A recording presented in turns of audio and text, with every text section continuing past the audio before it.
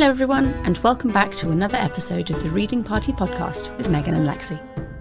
This episode continues our season looking at stories inspired by or set in ancient Egypt.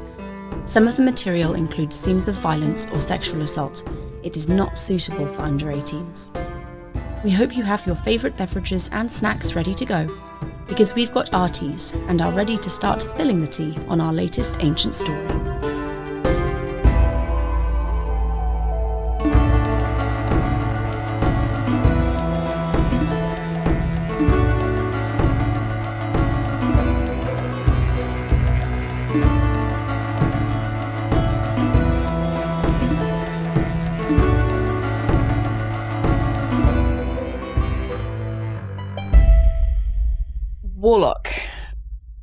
Warlock. The second half of Warlock.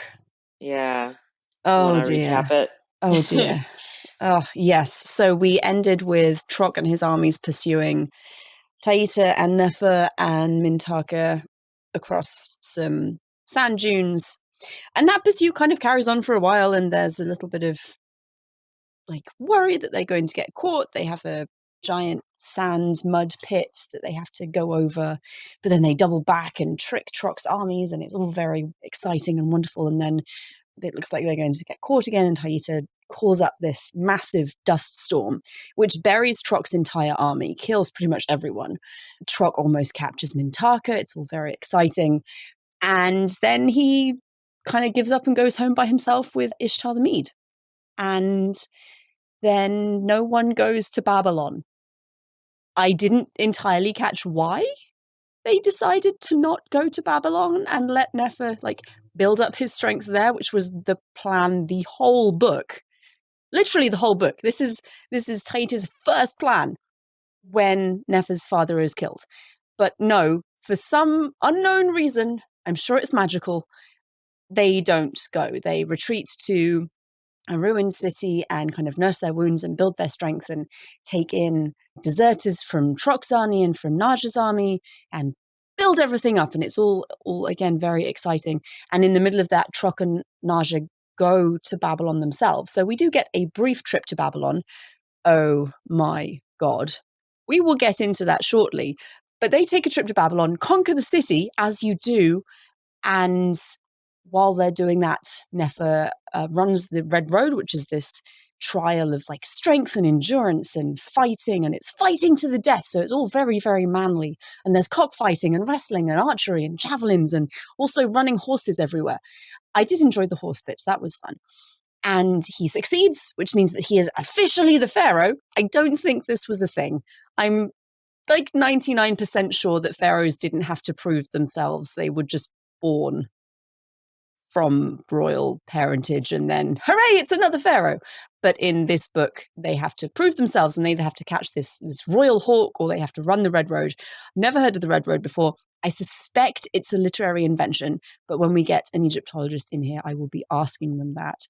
But he succeeds, hooray. His friend Meren nearly dies, very dramatic, but Mary Kara, who is Nefer's sister, who they earlier rescued from the caravan of Naja as he's going off to Babylon, she falls in love with him and nurses him back to health.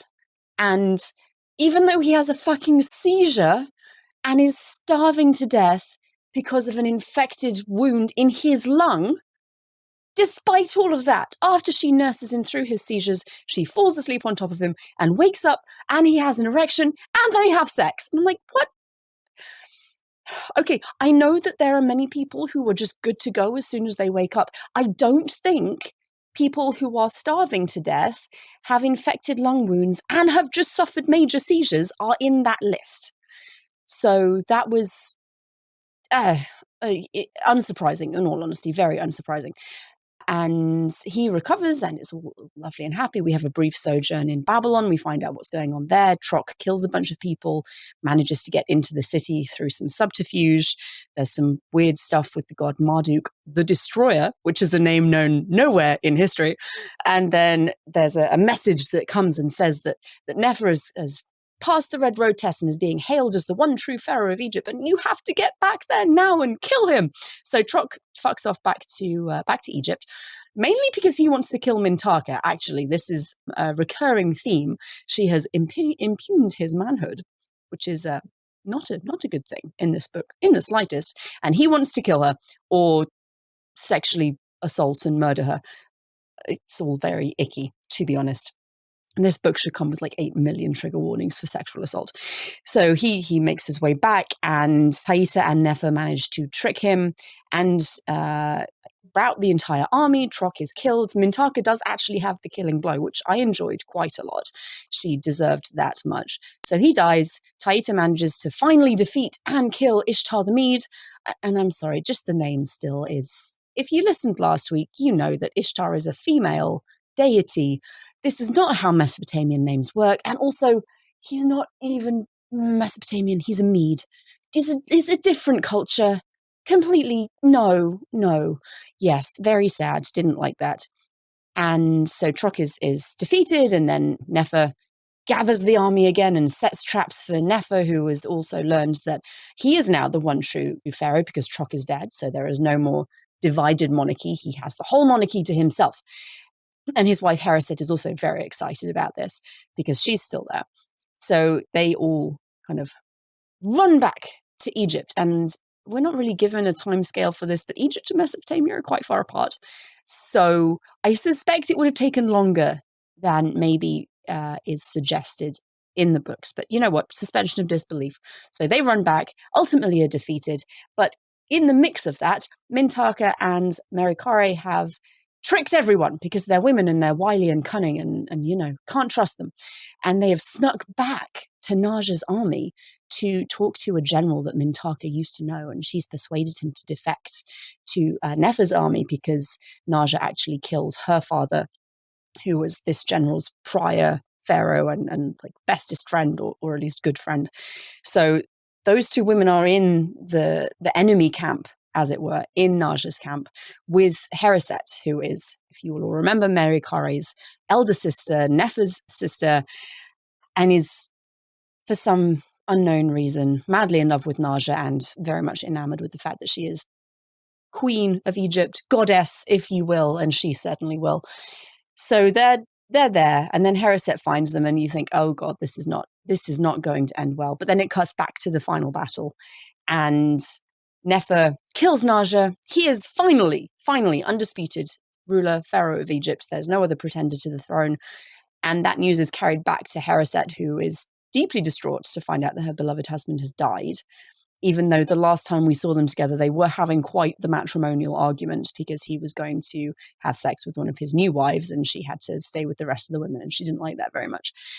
So she goes mad, storms into the commander's encampment area to try and persuade him to let her, I think, go to the army, something, I forget, and finds, surprise, surprise, Merikare and Mintaka, obviously recognizes them because one of them is her younger sister, and proceeds to have them like tied up and locked in a bamboo cage thingy, and ultimately kills Merikare in a deeply distressing, very violent, completely unnecessary manner.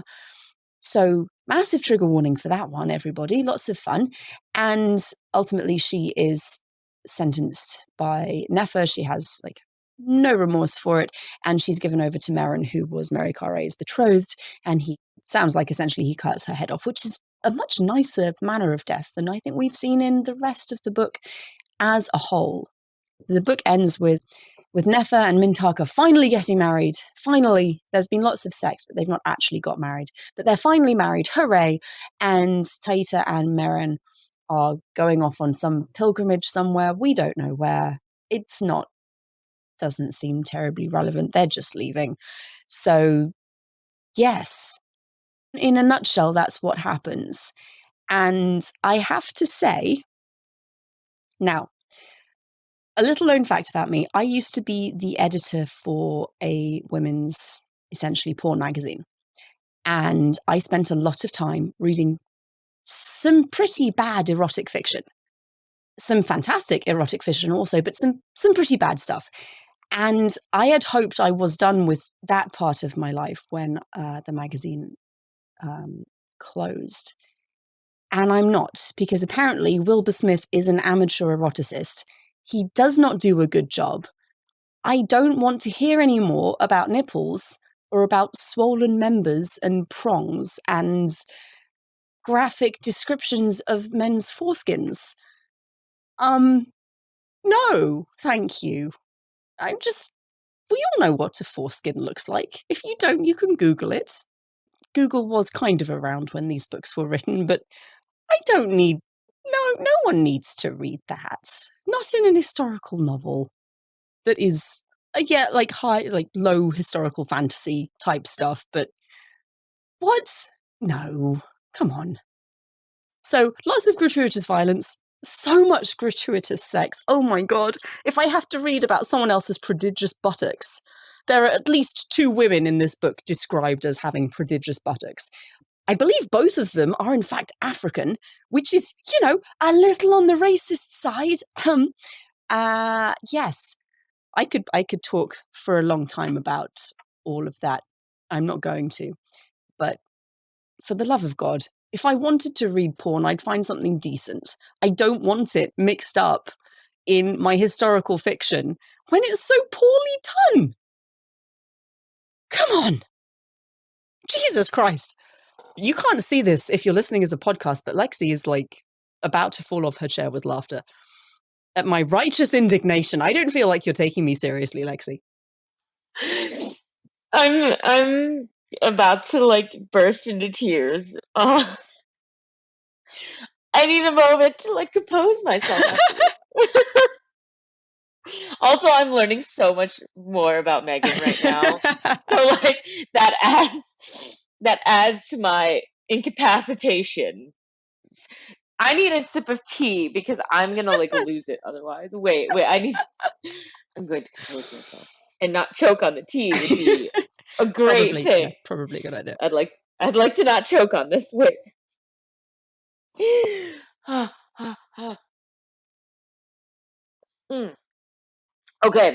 Okay, that centers me because that was like scalding hot, and I think I just burned off the last of my taste buds.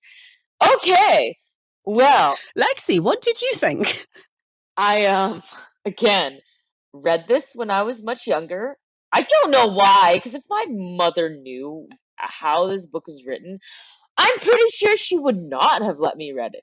But, she doesn't like this kind of historical fiction, right? I'm not going to go as far as to say she doesn't like all historical fiction because she'll read like a good historical thing. But like, my mom is not really into ancient history. She was never a history person. She's very much a radio person. She was kind of a voice actor and a theater person. So she's a creative, but yeah, so she never really liked ancient history. So this would be the kind of book that would sit on the shelf for her, and she would kind of go like, whatever that is, it looks interesting, but yeah, not my jam. So I was happy to read it for her. Maybe she wouldn't have been happy to know I was reading it, but yeah, I didn't remember like any of the second half at all. So as I was going through it, I just remember being like, damn, the chase through the desert between Trock and Taita and like Mintaka and Nefer, that was long. Like that went on for ages. And like the breakdown in the audiobook, these chapters, like in some of the chapters from Warlock, you would have a chapter that was like as short as like 5 minutes, and then some that were like over an hour, but then a lot of them clocked in at like a reasonable anywhere between, I want to say like 10 and half hour, 40 minutes. Each of these chapters was fucking like, the shortest one was like 49 minutes. So I was like, oh God, something's long if it's one chapter. And I swear, all of chapters like, I want to say like 15 through 20. And each chapter, mind you, was like 50 minutes to an hour. All of them were just the chase in the desert. And like, I was like, oh my God. Now, overall, did I enjoy it the way I did the first time? Yes, because it's still entertaining. Did I pick up on all the horribly misogynistic and racist things? Yes. Did I miss those the first time? Not really, but also I was young, so like I didn't know how much. I probably missed some stuff, so I'm like going back. I was like, this is holy shit, like, Wilbur Smith, are you trying? Like, are you deliberately trying to be this offensive? Or does, like, he not even know? Does he just think he's trying to craft a visceral story? And, like, I don't even know what his deal is. This is why I'm like, I want to go back and I really want to ask this man some questions. Like, I want to interview this man and be like, so there were choices made, which are deliberate and cannot be seen as anything other than a deliberate choice. What happened? I just want to ask him these things. Yeah, but okay, I will say, I'm trying to pick positives here, okay? Because I feel like I don't want it to just be Debbie Downers, but even though it'd be so easy to do that. So I will say I did enjoy when they're running from Truck in the desert. I did kind of like the mystical, magical element that I guess we're leaning into with Taita because you have like them going and falling into what I can only describe as quicksand, but like in the middle of the desert, which fine, but I don't know if that's really where you'd find.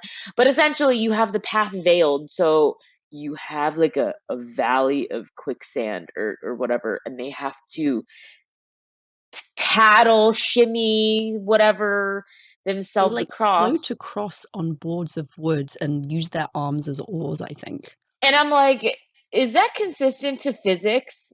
Because from my understanding with quicksand, anything on it gets sucked down. So I don't really know how realistic and plausible it is to, because if the plank is on it and you have weight, so if your weight is on this plank, I don't care how flat you are and you're trying to swim, from what I know of quicksand, and luckily I've never been stuck in it, but like it would just go down, especially if it's not like a tiny hole. You know what? The quicksand honestly did such a mind fuck that I had to think about that one quicksand scene in the fucking Princess Bride. Okay.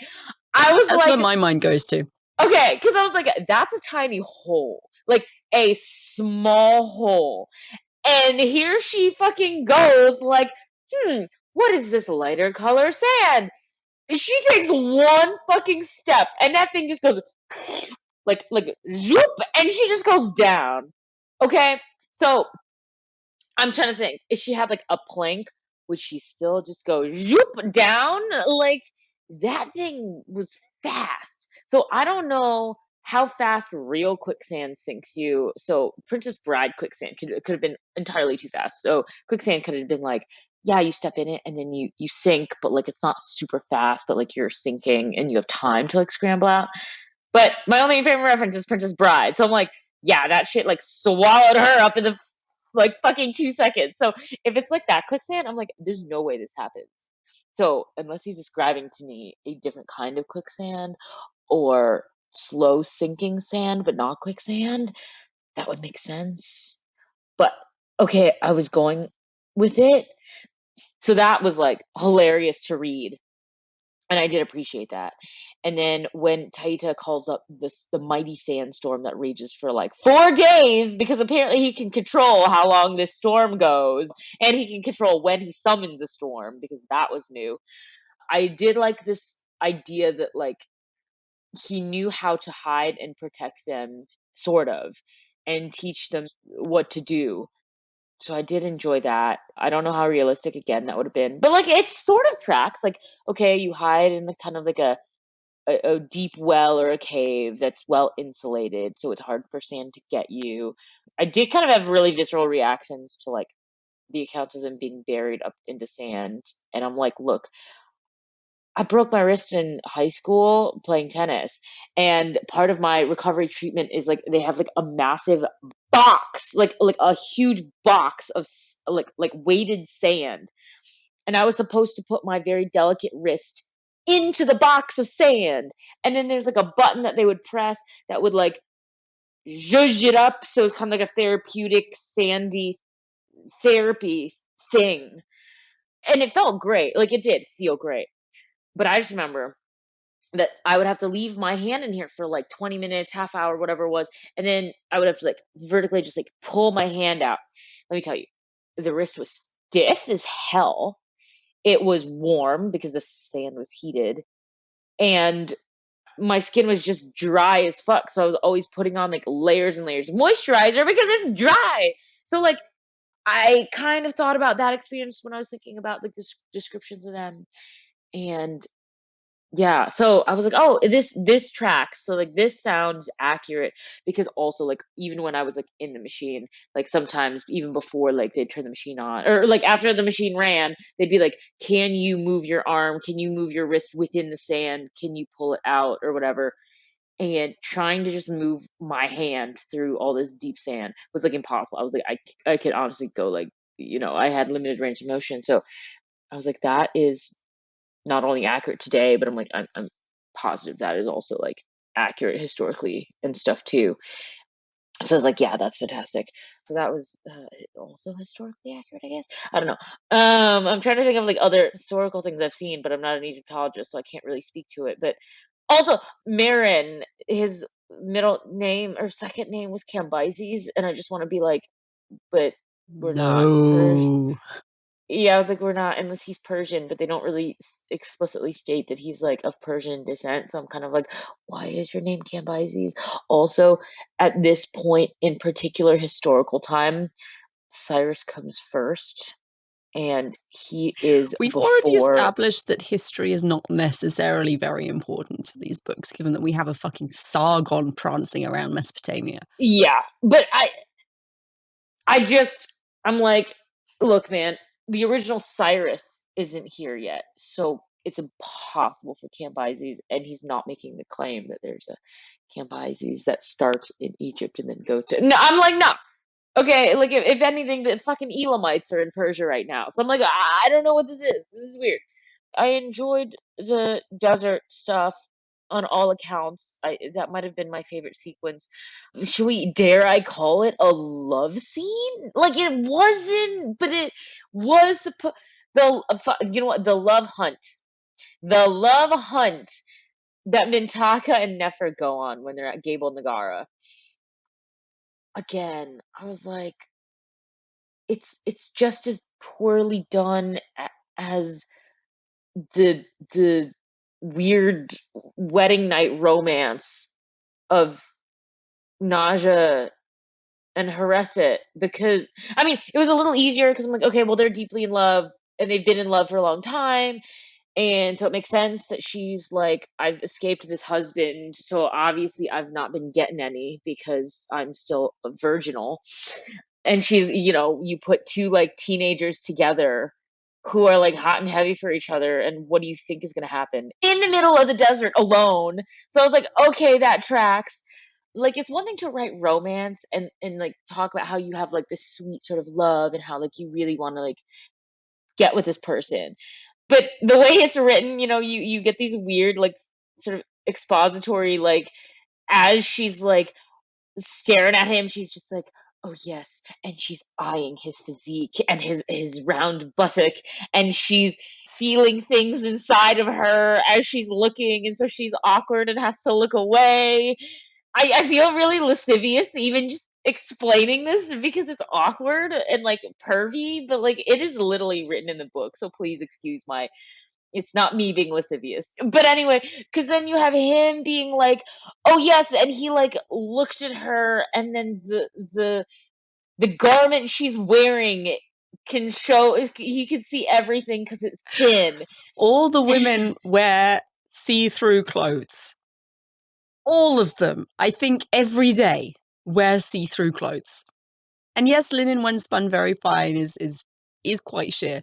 But just come on, really? So I don't know, like, because then you have this weird thing about how like she made Never swear an oath that like he would be the one to take her maidenhead, but not until they were like married.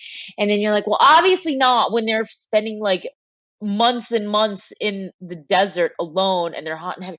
So I don't know. You have this great, not great, but you have this interesting written love scene where finally she's like, I'm gonna make out with him, and I'm curiously looking at every detail of his body, and you're like, oh dear gods. And then you're like, he's doing it too.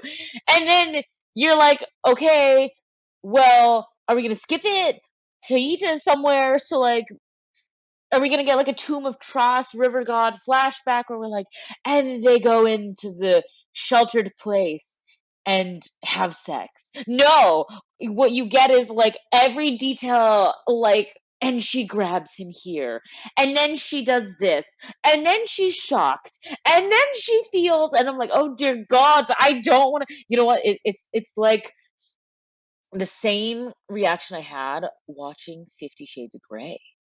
It was like me watching 50 Shades, but like an ancient version of 50 Shades. And I was like, uh-huh, uh-huh. Oh my God, is he gonna have problems? And then no, it's not clear, but it is clear. But she essentially says he took her body to new heights and decided like she couldn't go beyond. And then they went beyond the beyond. And I was like, so I know what this means? I was just like, God damn. Look, man, I don't read like pornographic stuff in print. I've never read it in print in my life. I've only seen like the bad, basic porno exposition shit that you'll get from media.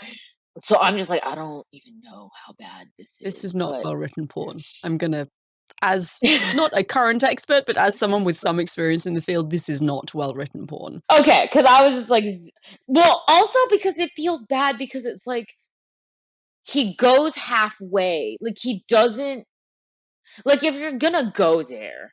I feel like as someone who has not read it, but I'd be like, I guess if I was like wanting this, I'd be like, no, no, no, okay, go everywhere, don't hide the fact, like just fucking It's explain, weird.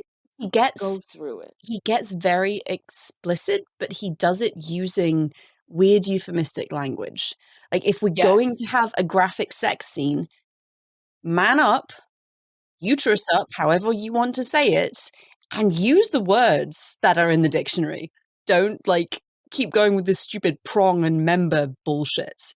It's a peanut. Right, right. So I'm like, just use words that we are expecting. So yeah, like I think both the graphic sex and the violent scenes that come up later, especially when you have this very misogynistic thing where, of course, Haressa goes crazy because her husband is dead. And so then she's like, okay, now I need to murder my younger sister for some inexplicable reason and not the woman my brother wants to marry, which would have made a little more sense because she's not related to you. So, what do you even call the murder of a sister? Like, regicide is king, patricide is father. There's got to be like word. Fratricide. Maybe fratricide. That I don't know if that would be exclusively a male sibling though. Because I was like, I know fratricide usually is brother, but could it be used for females? I don't know. Because fraternal can also mean women, I guess. Okay, so Google tells me it's sororicide. That would make more sense because sorority, I suppose, is a Yeah. sisterhood. So Okay, well, I had two problems that I wanted to bring up, just please do. related to what you said previously. One is the Nefer Minataka relationship and the fact that they're having sex, like a lot of sex, and they're so happy and like exuberant when word gets to them that Trock divorced her. How is the divorce, like, how is that binding you to anything?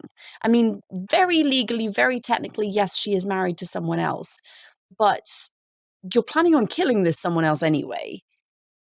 And he's essentially a usurper. He's a pretender to the throne. So part of me is like, well, the law doesn't necessarily apply to that relationship.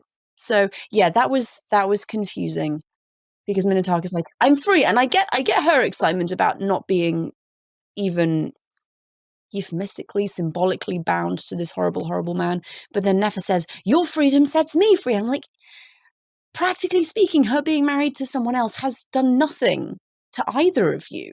To me, that's an instance where his modern ideas and sensibilities push through and Mm. make its way into the historical because there is no way to read into that other than clearly it's written by a modern person in a more modern time, because the only way you would think of, like, the only time it matters is when, in the at least 20th century, like, marriage and divorce means something, and you're not having like 20 lovers on the side the way you would in like the 1800s or whatever. So up until even pretty recently, I want to say, like, marriage didn't really mean shit unless you happen to be unique and were like, I'm I going to don't know. actually, I think for women, it's always been very restrictive, well, yes, for especially the, for elite women.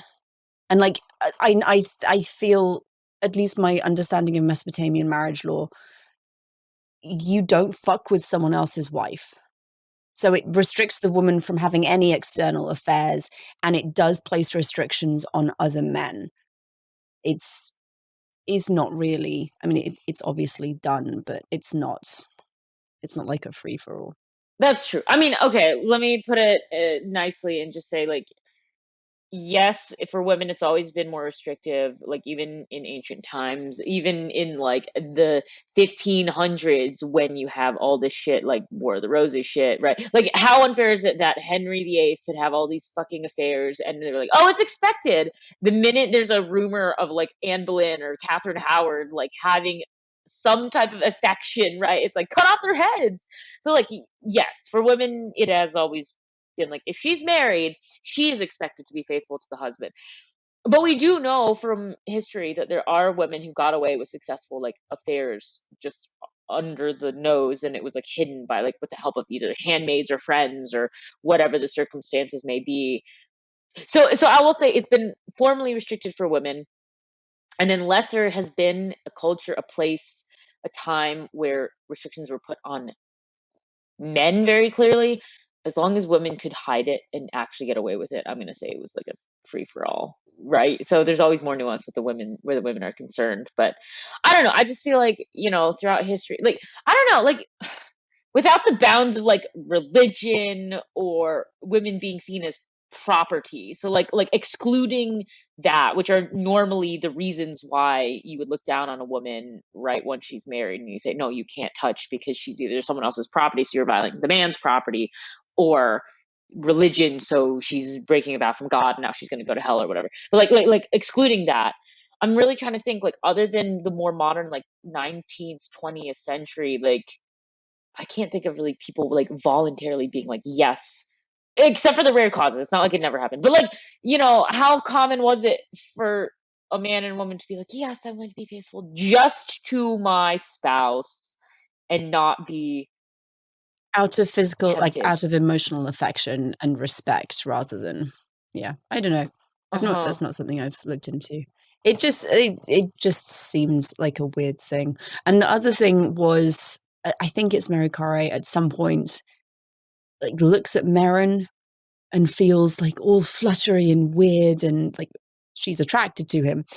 And then, and then she feels something down in her body that she recognizes as her womb contracting. Mm, That that was the single most ridiculous thing I think I read in the whole book. but he says that a lot for like a lot of other characters too. Like, well, maybe not Yeah, womb but contracting. it's like it's describes like just like a general like heat maybe, or tightening of the loins, which, yeah, that is something that is said, but she specifies her womb contracting, and it was so ridiculous. And I'm sorry, I will stop talking about the stupidly written sex scenes. Just the womb thing was several steps too far for me, and I, yeah, just wanted to complain about it. Oh no, no, for sure. I mean, if you felt that, I'm sure a lot of other people.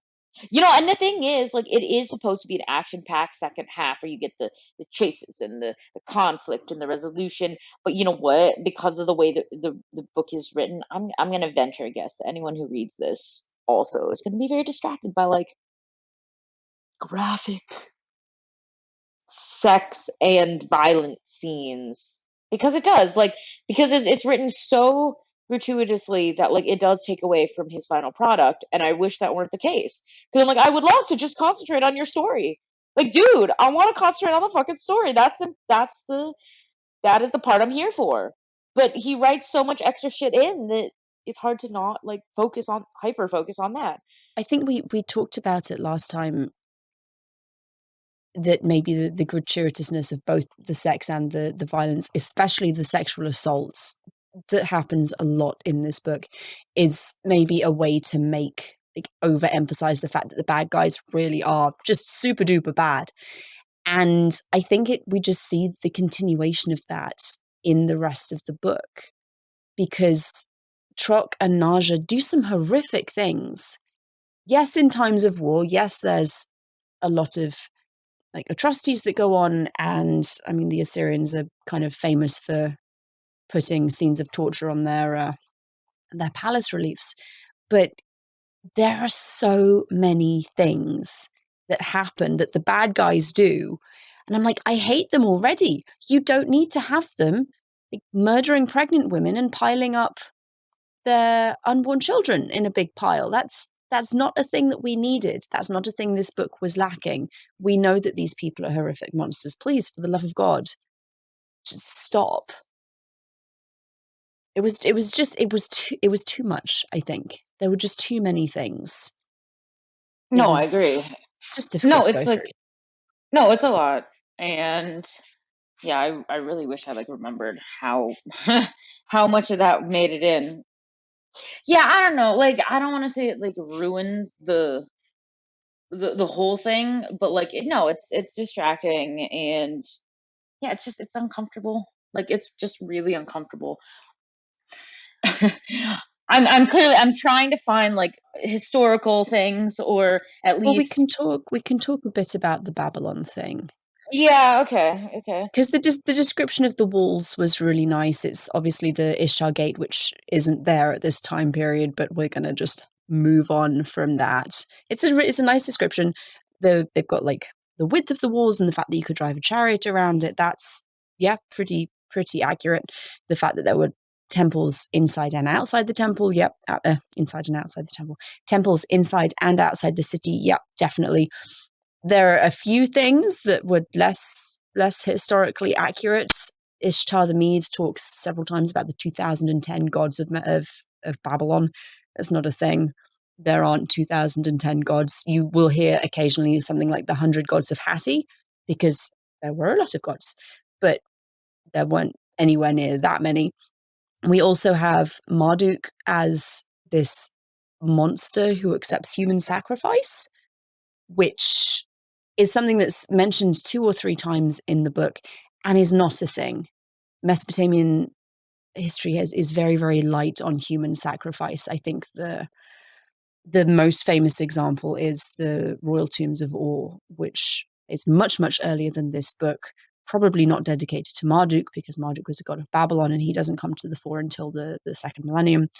And the royal tombs have people in there they're interred, they're buried with their rulers, and they most likely clubbed on the back of the head and killed prior to being buried. But that's really it. We don't have this people being burnt alive, blood sacrifices of infants. Mesopotamian worship was very similar to what you would see in maybe the Greek and the classical world. It's animal sacrifice. You take an animal to temple, it gets ritually sacrificed, and then the meat is cooked, and the gods kind of eat the odor of the meat, and it's all very amazing and delicious. And then the priests very quietly afterwards would eat the actual meat. So yeah, human sacrifice, not so much. He's also described as having horns and cloven feet, which is ridiculous. Mesopotamian gods, yeah, essentially, it's like it's the devil, it's Satan. And Mesopotamian gods do have horns, but these horns are described as essentially being small goat horns. Mesopotamian gods have horned crowns that are like big cow bull horns. They kind of wrap around the side of the head and go up, and they have multiple pairs. So Marduk having like 2 small horns and cloven feet is absolutely really ridiculous, and I think is just borrowing heavily from Christian imagery. And the last thing that I wanted to go with was Ninurta, who is a warrior deity. He is an actual god, but he's described as being a lion-headed winged god. And I think what's happened there is there's been some crossed wires because the lion-headed winged being is the Anzu bird, which is, yes, a divine mythological creature, not a god, really. And that is one of the things, he is one of the monsters that Ninurta defeats. So we've got a bit of a confusion about which is the god and which is the monster that gets defeated by the god. But you do see some fantastic depictions of Anzu in Mesopotamian art and architecture, and he's really, really cool. But yeah, he's not Ninurta. So that was a little irritating, but only a little bit. Oh, and the Hanging Gardens of Babylon probably weren't at Babylon. They were probably at Nineveh. So this whole beautiful gardens of Babylon, I mean, maybe there were gardens, but they weren't the famous gardens that I think Wilbur Smith is referencing. Well, there's a lot of places that would probably get that wrong, though. I mean, that one scene in like the 2004 Alexander movie, and you see all those like lush gardens of Babylon. I'm like, The saving grace, I feel like, was, at least for you, was that you get the Babylonian journey, so then you could at least sort of focus on, After oh, okay, so being there's, promised Babylon for the whole of the first book and then not having it, I was very frustrated. So it was nice ultimately to have the description and to have that journey there. Obviously, it's completely ahistorical. Egyptian armies never made it as far as Mesopotamia. There are some clashes, but they happen in like the Syro-Palestine area. No one actually goes all the way to Mesopotamia because that's a really long way. So yeah, especially that not didn't happen. kings. Exactly. No, Like, no. like even if you did make it, I'd be like, merchants go, Hmm. kings? Merchants, Fuck no, messengers, absolutely, yeah. they sit in their fucking palaces and send people away. That's how it works. That's the benefit of being royalty. Esarhaddon and Ashurbanipal in the Near Assyrian period did make it to Egypt and did conquer it. But that's it. That's the most extensive military interaction you get between Egypt and Mesopotamia. Can I just register that, like, it's rare that you would have your actual king go, like, yes, they did, there were several notable historical kings who were like, yes, I need to prove myself in conquest, but yeah, no, it's on the rare side, like that I think doesn't it normally. I think it was much more common maybe for Mesopotamia because we do have like, several kings who were killed in battle. Maybe they didn't do it all the time and for every battle, but it was the thing that did happen. So it was really nice to read about Babylon and just get a feel for it wasn't Babylon that he was describing, but it was nice to kind of see what he was doing with it. It's interesting. Yeah, that gets me thinking. Like, it is an interesting cultural difference because, yeah, if you have a maybe a greater tradition of like shepherd type kings who do have to kind of travel and go around, and the ancient Near East, specifically up sort of on the, like, Anatolia up, I want to say maybe. It's interesting. Yeah, I don't know. Like because I am thinking like you have historical pharaohs, you have a lot who went and fought on the battlefield and expanded, but like after them, because I'm trying to think, like you have like the famous Battle of Kadesh, right, with Ramesses II, and you have, oh God, what's his name? Tutmos III go out and do stuff after Hatshepsut. I don't know, like you have pharaohs who go out, especially, but I feel like unless you're going into this period of expansion when you are like coming after like a particularly weak pharaoh, a failed pharaoh, or one of the rare female pharaohs, it is about reestablishing sort of dominance, control. And there's this sort of, I do know from my little Egyptological training that I did receive, like, yes, it was like a rite of passage. You would especially go and raid into Nubia because you have 3,000 years of Egyptians going down into Nubia and making that their traditional conquering grounds because it was quote unquote easier.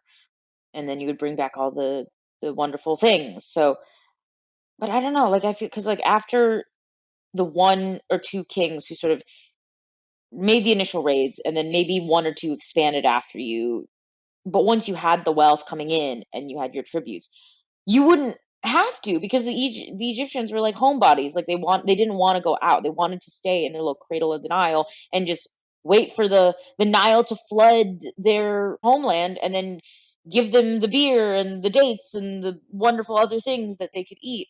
And I know this is something that Kara talked about in her book. And for those not familiar, this is Kara Cooney, who is professor of Egyptology. But in her books, the big thing she talks about that sets Egypt apart is that, unlike basically everywhere else in the ancient world, all of the places in Mesopotamia, and especially in Greece, these are places that are desperately relying on rain. Please rain, come give us our crops. Egypt is that one place where she always talks about the reason that geography played to their advantage, that they lasted so long and they were so successful, is because of their unique geographic situation with the Nile, because it would just flood, so they don't have to wait for rain. And that, I think, also then majorly contributes to the idea that, like, you wouldn't have to have your kings sort of go around and help you raid and help you take back more resources, because one, they were already lush in natural resources, so anything they brought in was kind of like a luxury. So yeah, you would have like this conquest and expansion, I feel like. And then once you had that, though, yeah, you were sitting pretty, because you have food coming every year with the floods, and you have your tributaries, and until the whatever dynasty was in power contracted, and then they're being cut off because, oh no, rebellion, or oh no, you have a weak pharaoh who's just not watching it, and you let that resource slip away. Yeah, you didn't need to go out. So that's why I kind of say, from what I remember from my Egyptological training, like, yeah, unless you want to go, like, Hatshepsut left Egypt better than she fucking found it. She was a rare success story, but because she was a woman, and I remember this chapter from Kara's book, Tutmos like got out from under her regency, chiseled her image away, and was like, "Okay, I'm coming after a woman. Now I need to assert my dominance." And he did. He went raiding, and he went and won a lot of astonishing military campaigns, not because he needed to, because she left Egypt in a great place, but because he came after a woman, or quote unquote a weak ruler not worthy of remembrance. So to me, from what I know, that is why Egyptians would go out raiding, if you weren't coming after a weak dynasty and need to reestablish dominance. So when I have that context in mind, and I read like this book or this series, it actually makes sense, right? It's already set in the historical second intermediate period, so this is a period where there's a lot of war, and you would want pharaohs to kind of go out and fight, and try to regain control of both kingdoms, and unite the country again. So it's a bit more believable for me to believe that, okay, Nefer's going out and he's doing the thing. It's easier to believe that Truck and Naja would be out trying to win military victories. The only thing, again, that doesn't make sense is that they would go out of Egypt, because if you already have Egypt torn in two, like, theoretically, historically, you would not be okay with this, and you would want to reunite Egypt. In terms of the plot, them leaving made very little sense to me. It's painted kind of as we're going to conquer the world, and the Mesopotamians are really, really rich, so we should go and take all of their gold. It's as unbelievable as having like kings in Greece, like city states in Greece, band together, right? Because like you don't want that. You want they were historically kind of xenophobic, and they would be like, if you're Athenian, you're the best. You don't fucking want like people from Argos or Thebes to come to you. They're clearly foreigners. Same with Sparta. So like the only time in Greece they would band together is for a big external threat that threatens the whole country, or the whole area, like the Persians. So this to me is as unrealistic as that. You'd be like, why would Athens and Sparta? Them banding together, at least Trock and Naja banding together, I was okay with that because they're cousins. It seems still a little bit odd, but you know what, okay. It was leaving the country essentially undefended. Yes, they leave some of the army there, not a lot, and you find out that it's essentially the men too young to have military experience and those so old that they're about to retire. So they leave some people, but they take almost everyone else with them to fucking Mesopotamia, which is, I don't know, like a 4-month journey by foot, maybe not 4 months, but it's a long time. And they leave Nefer there. They know that he's like holed up in this abandoned city, building an army, and they just leave him. They just You leave know him there. what? It's as we're puzzling through this, it honestly is like a pseudo parallel to the Trojan War, just completely different. But like Agamemnon, right, and Menelaus, they're brothers, and you know they band together, and even though they lead and are kings of different cities, they go on a very long journey together to conquer Troy, and it's very far away. So I'm like, I can see that parallel, but again, it differs then with there's. It's not like they're Mintaka is not in Babylon for 10 years, right? And you're trying to get her back. So that then you're like, okay, the first parallel weakens a little. And then you're like, okay, the second parallel weakens because Agamemnon never would have gone to Troy if he didn't have all of Greece under his control, including the subservience of his brother, who's clearly not the high king. He's a lowly king. And even then, Athens or Mycenae and Sparta, completely different. They never wanted to be one big city state. They were not trying to unite all of Greece as one country. It was just many kingdoms under the control of a high king who, they were paying tribute to. But like, I can kind of see maybe where if Wilbur Smith fancied himself at all, some kind of big classicist or history aficionado outside of Egypt, which I feel like he probably would, because like aristocratic white dude in Africa, it's all the signs of like he'd be a classicist too. So like, unless he's pulling kind of from that and then adapting that to his circumstance, it doesn't make sense. But that's the closest parallel I could find. I don't know, like, do you think he was trying to pull sort of from the Greek mythology? I mean, maybe not consciously, but there are definite parallels there.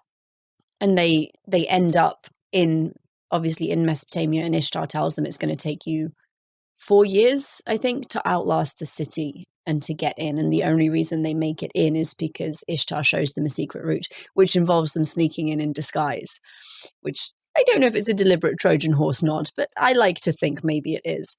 So there are definite parallels there. But it's fun to, that's what makes it fun to think about as a historian and not just a casual reader, because we have the benefit of, we know history. And even if we're not subject matter experts in exactly what he's talking about, we have some frame of reference that other people might not get. So I don't know, like, I guess, do you think your reaction would be wildly different if you did not come into it with your historical background? No, because I think the Mesopotamian section is small enough that a lot of my responses are not dependent on that. It didn't surprise me, given how he treats generally non-Egyptian, quote unquote, foreign people in the book. All of the African characters are hypersexualized. Ishtar the Mede is hypersexualized, and very orientalized. It's bizarre. So that what he did in Babylon didn't surprise me at all. But I think there's enough else in the book that I did not enjoy and did not like, that is not reliant on me having a historical background. It's relying on me being a woman and someone who doesn't particularly enjoy graphic violence, especially unnecessary. It's graphic and it's gratuitous. I didn't feel like a lot of it added anything really to the story. Although I don't know if you would have felt better. Like, sometimes I think if you left out the graphic violence and only had like I'm sure as he thought of it, the pleasurable sexy times trying to be there. I don't know if I would have enjoyed it more if you just have the sex and not the violence. I think Like, I'd it's have always a enjoyed it a combination, little obviously. more, because so much of, I mean, a lot of the violence is sexual assault, and it's graphic sexual assault. And if you take that away, I mean, you still have some bizarre sex scenes, and you still have some gratuitous violence, but nowhere near as much. The fact that so much of the overly explicit violent acts are perpetrated upon women was very, very uncomfortable reading. And I'm someone with very little like trauma related to sexual experience, or like almost none. And I found that uncomfortable just because I'm a woman and because the characters being violated and being abused were women. How someone with trauma and who was a survivor of sexual assaults, I wouldn't recommend this book. I mean, I wouldn't recommend it anyway, to be brutally honest, but I absolutely would not recommend it to someone who has been through any kind of, really any kind of sexual assaults. Yeah, no, for sure. And it's interesting how much this book took a graphically violent turn, even from the first one. Because, like, that's the thing. Like, I'm always a bit shocked because I'm like, it's the same author, it's set in the same world, you have at least one same character, but River God manages to tread that line and still be graphic and pretty violent, but like not in the way that this book went, right? So I do remember vaguely that, like, out of all the book series, when I tell people, I'm like, oh yeah, just read River God, right? I don't tell people read the whole series. I usually tell people just read the one book. And I feel like after reading this, there's nothing that would make me reassess that approach. So there's nearly 10 years in between the publication of River God and Warlock. River God was 93, Warlock was 2001. But I think that's because Seventh Scroll was written in between. Yeah, it might help account for the drastic differences that we see That's in the true. writing style. But no, I didn't. The first half I enjoyed more, but as a whole, I didn't particularly enjoy the book. I don't think the plot was compelling enough. I don't think any plot is compelling enough to make up for the sheer amount of sexual violence that it has. And I enjoyed River God a lot more. It was objectively a better book. And this doesn't have like there are very, very few light-hearted relief moments in this one. Yeah, this In is like a downer all the way through. in River God, like, yeah, they were running for their lives and struggling to get their kingdom back, and there was this star-crossed lovers thing going on. You have a lot of the same components, but there's a thread of comic relief running through it. And I think a large part of that actually is Taita's first-person narrative. I do wonder how much of a different book this would be if you had that like self-obsessed. And I know I complained about it bitterly in the first two episodes we did, but I miss it now. I would like it back because I think it would provide a little bit of levity in amongst what's a very heavy read. Yeah, I it's interesting that you mention all of this because you're echoing the comments that I've heard before from other people who, if I'd managed to find anyone, it's actually quite rare that I've managed to find people, at least in our generation, who've actually read it. But when I do find those people, they consistently say the same thing, which is River God is the pinnacle. It's the first book, it's the best book, and then they kind of go like every book from there on out is worse written. It's not as engaging. Like the plot just goes to shit. You bring in a lot more of this like pseudo magical, like completely just off the grid element. And again, I read the whole series a very long time ago. The most recent one was the fifth book in the series, which came out in like 2017. So that's the last time I even visited that world. And the space between the last two books was like 2014 and 2017. So even then, like I kind of like read the one in 2014, kind of forgot about it. Then I made the choice to not reread when I read the new one, so I just read the new one. And the thing is, you could treat each new book kind of as like a standalone, even though it's like part of a series. There's enough space between them that like I just didn't feel like it was a true series in the sense of like much continuity and that you had to read them. Like I honestly could have read these books in out of order and probably been okay. Like it does actually having read the whole series, it does actually help to read them in order, but like you don't need to. But I think that we need to prepare ourselves that like the old adage is true. The first book is the best book, and it only goes down, and you kind of have to go with it in terms of just your plot lines aren't going to make a lot of sense, and there's going to be a lot more of this like weird magic thing and because he gets more powerful. Like he's a magus in this one, but I'm pretty sure by like the 2017 Pharaoh book, he's like full blown just magician. Like spoiler for next few books, I don't remember where it is, but like I remember there's like this dream sequence where he like goes out in water and then suddenly like he literally is in conversation with like the goddess Ishtar. And she's like, oh, yes, I am Inanna. I am Ishtar. I am your patron. I am the one who is endowing you with like the magic. And you're like, okay, he's talking to the goddess because he is now a being of magic. And I'm pretty sure she like says this at some point. Or maybe that's what I hope or wished that she said. I don't even remember. All I know is that it definitely gets crazy. So all I can say is if you're going to continue to read with us, one, I congratulate you for sticking with us. But two, it gets pretty wild. And, you know, if you are a person who likes to deviate a lot from history and reality, then welcome, because that's where we're going. The first book is the most historically accurate.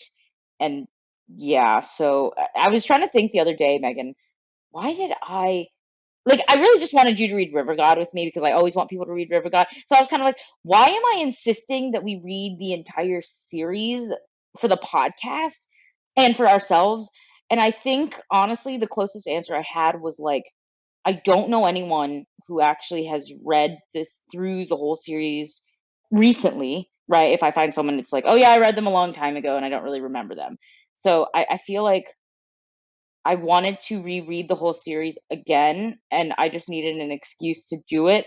And I feel like I needed to bring someone along who would who is similar enough that you could point the historical stuff, you could point out the inaccurate stuff, you could laugh at the right moments with me, and also be as horrified in the same moments with me. So I do apologize. I feel like I didn't give you enough warning about what the series was, but also to be fair, I reread River God every couple years because it's a fun read and a fun read listen.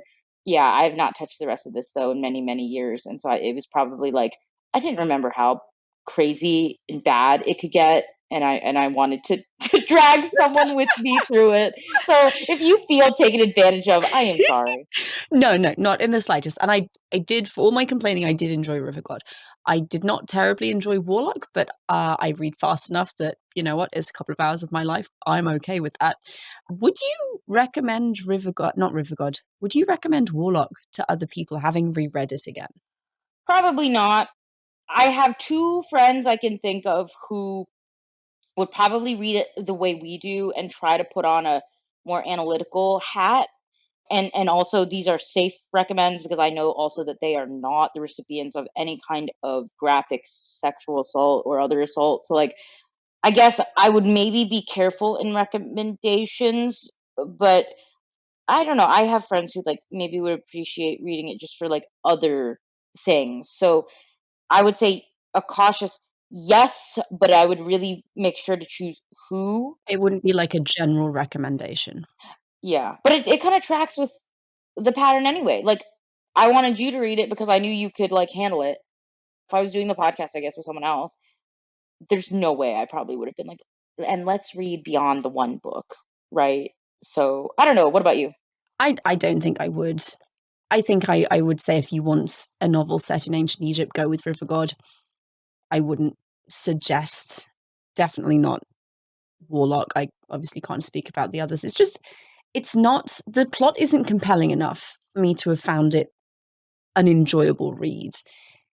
And without the sexual violence, without the graphic violence and the weird sex, it would have been an okay book. It wouldn't be something that I would necessarily read again, and it probably still wouldn't be something I recommended to people because it's just, the plot just is not that compelling. I didn't feel particularly close to any of the characters. And we spoke about this last time. It's so black and white. There are no compelling explanations, no motives for the bad guys apart from like greed and being power hungry. And the good guys are unrelentingly good. Like I think Nefer has a couple of petulant, childish moments. I think that's as far as it goes. And Minataka is, I mean, she's super cool. And then she has petulant, childish moments where she's like, Nefer can't tell me what to do. I'm going to go and get myself captured by the enemy because, of course, I'm going to do that. Like, that's as close as you get to character flaws, really, with any of them. And it doesn't make for particularly compelling or interesting reading. I guess, would you be likely to, if you recommended River God, would you be likely to just tell them the book and not even say it's a series? Would you just be like, I here's the might, book? I think I would. I'd probably give them a warning, honestly, because if I enjoy a book, I look and see what else is written by that author, and if I see there's a series, I'm going to try the series. So I wouldn't want someone accidentally stumbling on this. I think I'd probably say River God is great. It's the first in a series. I would not recommend. I suspect I won't recommend the rest of them, but I definitely won't recommend Warlock. And if you choose to read it, be aware there's a lot of violence and sexual assault in it. So kind of read at your own risk.